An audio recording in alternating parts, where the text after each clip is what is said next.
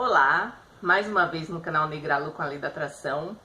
E hoje eu vim contar, lembra um vídeo que eu fiz sobre descobrindo a mecânica quântica? Lá no finalzinho eu pergunto, será que existe vida após o desencarne? Né? Uma vida além daqui da Terra? Mas hoje eu vou falar a história que eu fiquei de contar pra vocês, que é um fato real. Isso aconteceu de verdade, tá, pessoal? No caso na minha família. Conversei com a prima e pedi autorização e ela me autorizou. Falou assim, pode contar. Mas antes de entrar nesse fato, nessa história real, deixe o seu ok. Compartilhe com várias pessoas para que muita gente conheça o meu canal. Deixe os seus comentários aqui embaixo. Lembre-se, é bom vocês dar uma olhadinha na descrição do vídeo, que eu falo mais ou menos um resumo da história e deixo alguns livros para vocês, se quem tiver interesse, né, ter esses livros e alguns cursos. Em todos os meus vídeos eu estou fazendo isso para que eu possa ajudar vocês de uma maneira interessante. E bora pro assunto. É delicado esse vídeo porque eu vou começar assim, na minha infância. Meu pai faleceu quando eu tinha 1 ano e pouco. Eu era um bebê.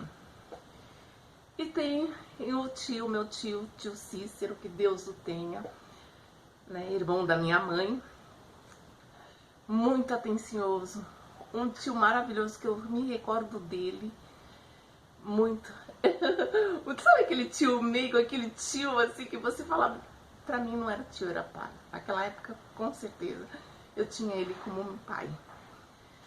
E ele muito bom, muito generoso pra mim, pelo menos com as crianças, né? Na minha visão de criança. Porém, aconteceu tanta coisa na vida desse meu tio, quando foi crescendo, que meus pais, minha avó, minha mãe contavam. Minha avó nem tanto, mas a minha mãe contava porque eu perguntava. Eu sempre fui questionadora da família. E ele lutava boxe, olha só.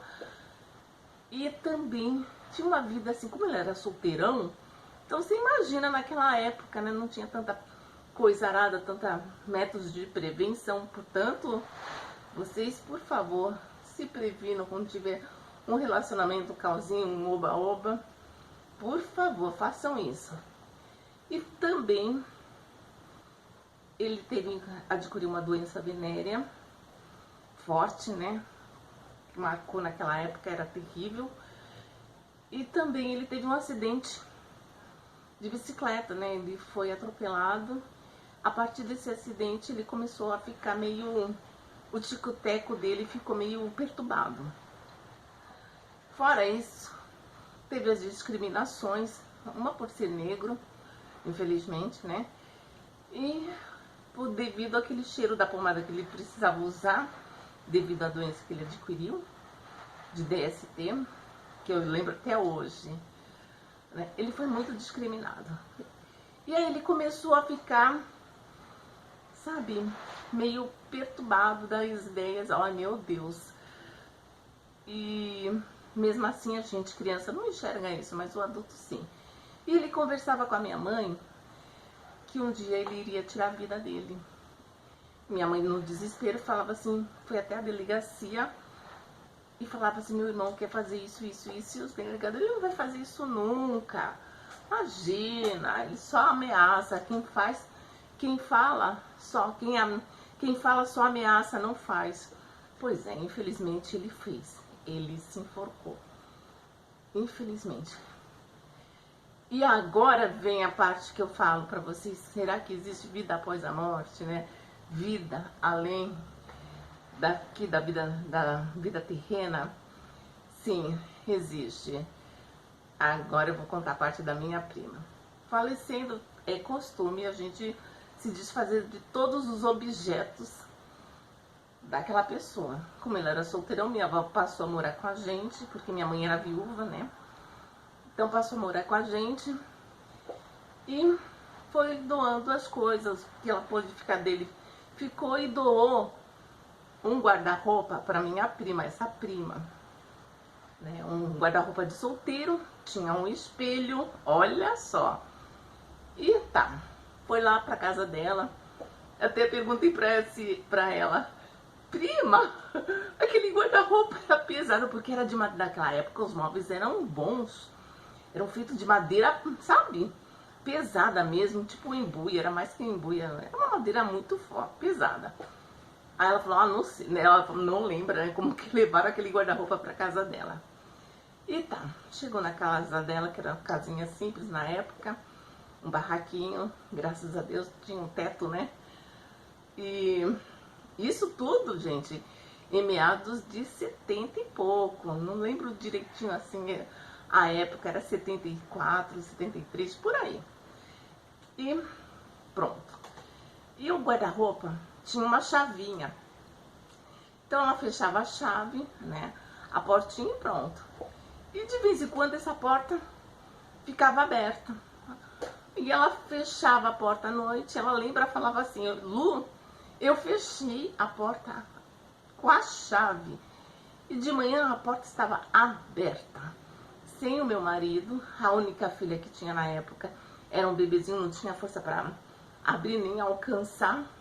E ela falava, mas que coisa! E foi. E isso não foi só uma vez, foram várias vezes.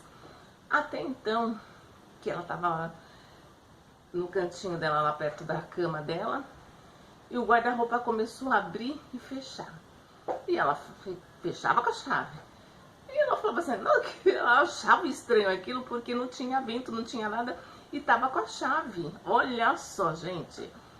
E então, teve uma hora que o guarda-roupa abriu e fechou, pá! Quando fechou, fechou com tanto impacto que quebrou o vidro. Quebrou o vidro, olha só. Mas, até então, ela revelou pra mim por que tinha esse mistério atrás do vidro, que eu vou contar lá no finalzinho. Então assista o vídeo até o final para saber o que tinha atrás do vidro.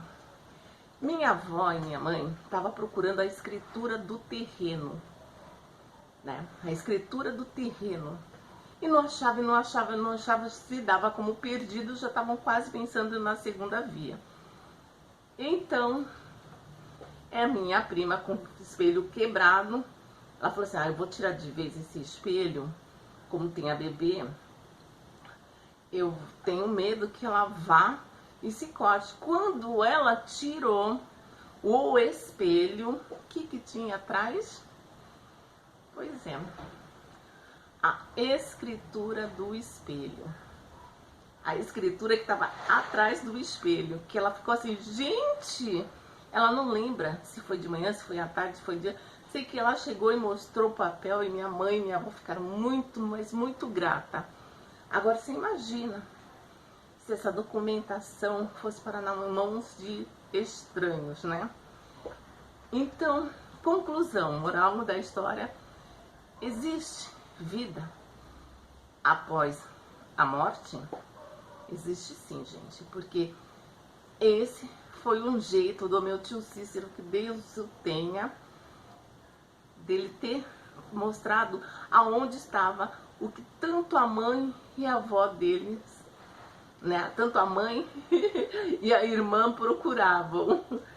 E foi um jeito dele se comunicar que estava ali atrás, porque só ele, somente ele sabia onde estava. Então existe sim. Então, eu peço para que vocês reflitam que você não leva os bens materiais, mas você leva a sua sabedoria, os seus conhecimentos, os seus sentimentos para o outro lado. Como diz uma lei do universo, né? Tudo o que há em cima, há embaixo. Então, gente, reflitam sobre esse vídeo. E minha prima, claro, a gente ficou muito agradecida, essa prima minha. Hoje quem mora nesse terreno é meu irmão, um terreno muito bom, graças a Deus, um terrenaço. E estamos aí. E na história da família, essa foi a única história assim que ficou bem marcada, né? Principalmente para essa minha prima. E minha avó, e a gente sabe que quem comete o suicídio precisa de muita oração. E a partir do momento que meu tio fez esse ato, a minha avó, religiosamente católica,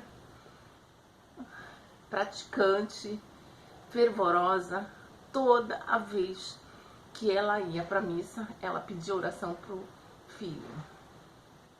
Então eu creio que a fé de mãe, amor de mãe incondicional, foi que deu a luz ao meu tio, para que ele tivesse essa comunicação com a gente, através desse ato de quebrar o espelho, que ele conseguiu quebrar o espelho para mostrar onde estava o que tanto as duas procuravam. Beijo para vocês, tchau, até a próxima. Gratidão, agradeço a Deus, aos mentores espirituais que deram essa autorização também, porque eu não só pedi para minha prima, mas também para o meu tio e os mentores espirituais, para que eu pudesse fazer esse vídeo. Gratidão, gratidão, gratidão. Beijo para vocês, tchau, até o próximo vídeo.